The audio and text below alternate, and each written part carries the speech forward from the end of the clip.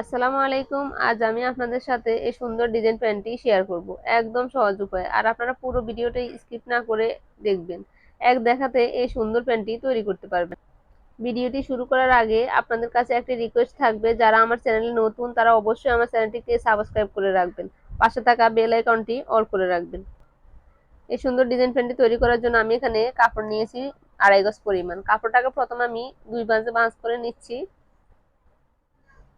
আপনারা কাপড়টিকে আয়রন করে নিলে অনেকটা ভালো হয়। আমি তাড়াহুড়ো করে কাপড়টা আর আয়রন করা হয়নি, সেজন্য আমি এরকমের মধ্যে কেটে নিচ্ছি। এখন আমি দুই ভাঁজ থেকে 4 ভাঁজ করে নিচ্ছি। এই যে দেখেন, আমি 4 ভাঁজ করে কিন্তু কাপড়টাকে কাটবো। পুরোটা 4 ভাঁজ করবো না, যতটুকু আমার প্রয়োজন ততটুকুই করব। এখানে আমি নিব 15.5 ইঞ্চি। এই যে দেখেন, যতটুকু 15.5 ইঞ্চি আছে আমি 5টা নিব 15.5 ইঞ্চি।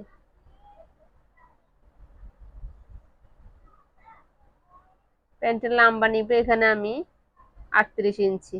নিচে কিন্তু 4 ইঞ্চি অ্যাড হবে, সেজন্য আমি 4 ইঞ্চি অ্যাড করলে তাহলে 42 ইঞ্চি হবে। 2 ইঞ্চি সেলাই গিয়ে 40 ইঞ্চি টিকবে। এখন আমি প্যান্টের মুখ নিলাম এখানে 8 ইঞ্চি, হাই নিচ্ছি এখানে 18 ইঞ্চি।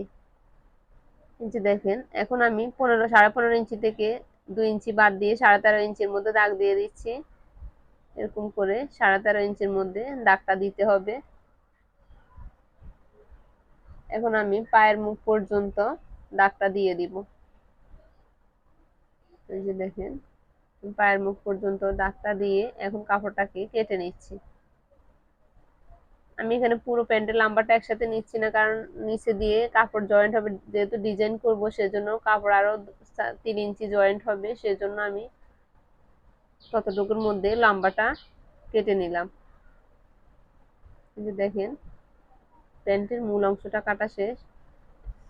এখন আমি ডিজাইনের জন্য প্রথমে একটা ডিজাইনের জন্য কাপড় কেটে নিব পায়ের মুখ অনুযায়ী। আরো এর থেকে ডাবল করে নিতে হবে, কারণ ডিজাইন করব সেজন্য। এখন আমি সমান করে কেটে নিচ্ছি।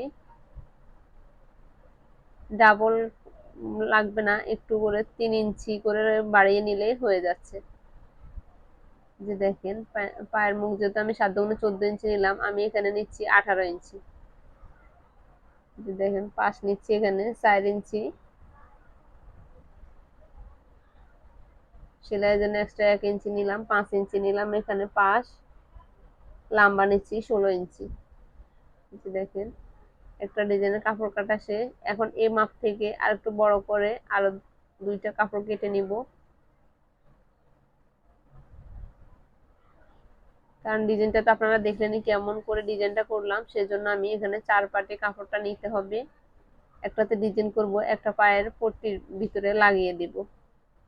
এখন আমি এই যে দেখেন, এই কাপড়টাকে রেখে এর থেকে একটু করে বড় করে কাপড়টাকে কেটে নিব।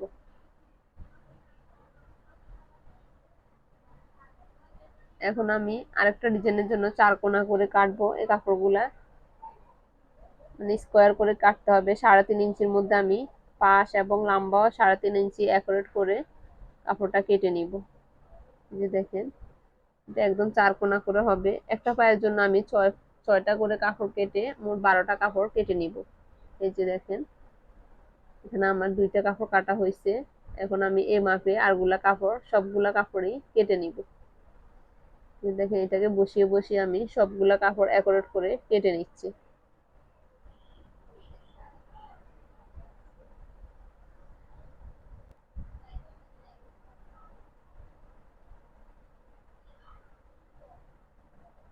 এখন আমি চলে আসছি সেলাইয়ের মধ্যে। প্রথমে ডিজাইনটা তৈরি করে নিব।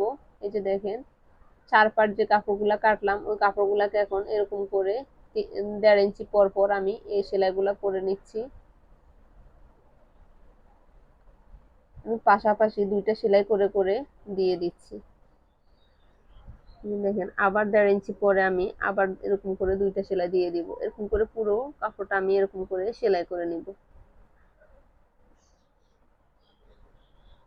এই যে দেখেন, পাশাপাশি 2টা সেলাই করে পর পর করে দিচ্ছি, মানে পাশাপাশি করে 2টা সেলাই দিচ্ছি, পরে আবার আরো 2টা সেলাই দিচ্ছি, এরকম করে করে এই যে দেখেন পুরো কাপড়টা সেলাই করে নিলাম। এখন আমি আরেকটা পার্ট এই ভাও সাইড দিয়ে সেলাই করে নিব। 1/4 করে আমি এই সেলাইটা করে নিব। এই যে দেখেন, এখন আমি উল্টিয়ে একটা চাপ সেলাই দিয়ে দিব। যে কাপড়টা ডিজাইন ছাড়া ওই কাপড়টাতে কিন্তু আমি এই চাপ সেলাইটা দিয়ে দিব। এখন আমি এই কাপড়টাকে উল্টিয়ে নিয়ে আরেকটা সেলাই দিয়ে দিব সাইড দিয়ে বরাবর করে। কাপড় যেন কোনো দিকে কম বেশি না থাকে, অ্যাকুরেট করে কাপড়টাকে ধরে সেলাইটা করে নিচ্ছি, কারণ বাড়তি কাপড়টা আমি কেটে ফেলে দিব। এখন আমি বাড়তি যে কাপড়টা আছে ওই কাপড়টাকে কেটে ফেলে দিচ্ছি। এই যে দেখেন, আমার একটা ডিজাইন তৈরি হয়ে গেছে। আমি দুইটা পায়ের জন্য এরকম করে সেলাই করে নেব। আমি কিন্তু এখানে একটা পা দেখাবো। এখন আমি স্কোয়ার যে কাপড়গুলা কাটলাম ওই কাপড়গুলাকে এরকম করে প্রত্যেকটা কাপড়কে ডিজাইন করে নিব। এই যে দেখেন, প্রত্যেকটা কাপড়কে এরকম করে কোনাকুনি করে ভাঁজ করে তারপরে সেলাইটা করে নিচ্ছি।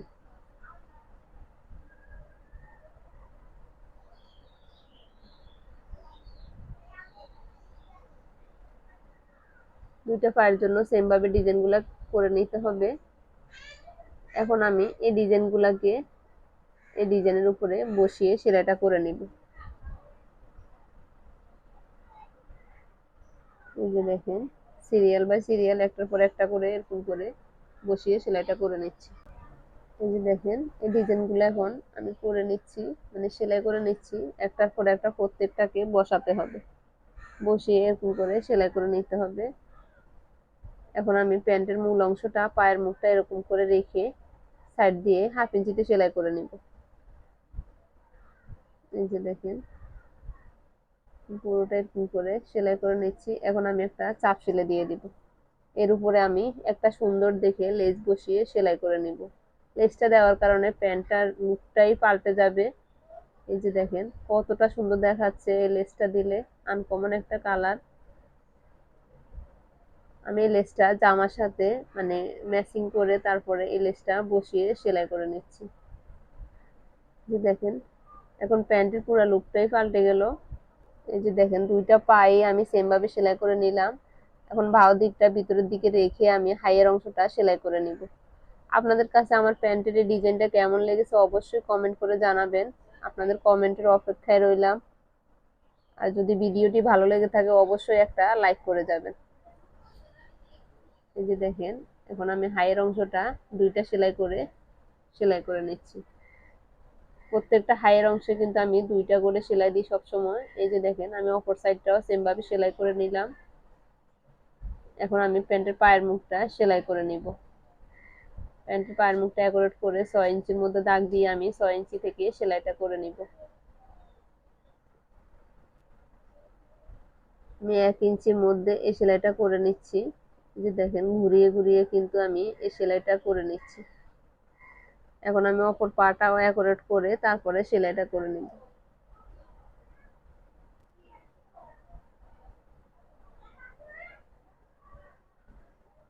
এখানে 6 ইঞ্চির মধ্যে আমি সেলাইটা করে নিচ্ছি। এখন আমি এখানে ডাবল করে সেলাই করে দিব।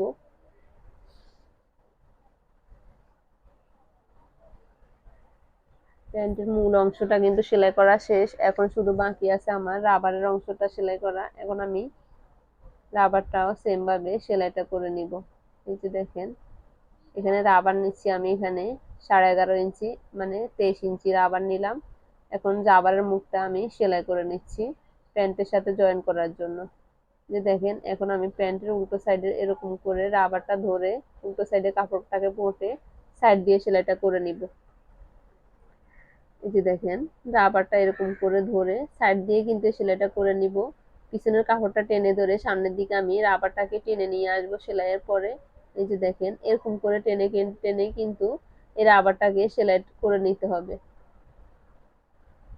না হলে কিন্তু লাস্টে এসে কিন্তু অনেকগুলো কাপড় জমাট বেঁধে যায়, সেলাই করতে অনেকটা ঝামেলা বেঁধে যায়। সেজন্য আগে থেকে রাবারটাকে টেনে নিয়ে এরকম করে টেনে নিলে কিন্তু একদম লাস্ট পর্যায়ে এসে সুন্দর করে রাবারটা মিলে যাচ্ছে প্যান্টের সাথে।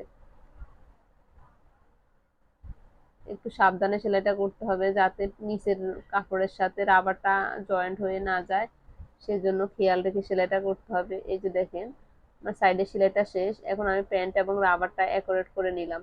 এরকম করে টেনে টেনে কিন্তু অ্যাকুরেট করে নিতে হবে। এখন আমি একটা সাইডে একটা সেলাই দিচ্ছি, অপর সাইডে মানে দ্বিতীয় সেলাইটা দিয়ে দিব। আমি সব সময় কিন্তু ইলাস্টিকের মধ্যে দুইটা সেলাই করে দেওয়ার চেষ্টা করি, কারণ দুইটা সেলাই দিলে প্যান্টের সেলাইটা অনেকটা সুন্দর হয়। না হলে কিন্তু মানে জমাট বেঁধে মানে কুঁচকিয়ে থাকে এই রাবারের অংশটা, সেজন্য। আর পরতেও অনেকটা ঝামেলা লাগে। দুইটা সেলাই দিলে কিন্তু মানে প্যান্টের রাবারটা একদম সুন্দর করে বসে থাকে। এই যে দেখেন কত সুন্দর করে একদম সহজ উপায়ে প্যান্টটা তৈরি করে ফেললাম। আজকের ভিডিওটা এই পর্যন্ত। ভালো থাকবেন সবাই। আসসালামু আলাইকুম, আল্লাহ হাফেজ।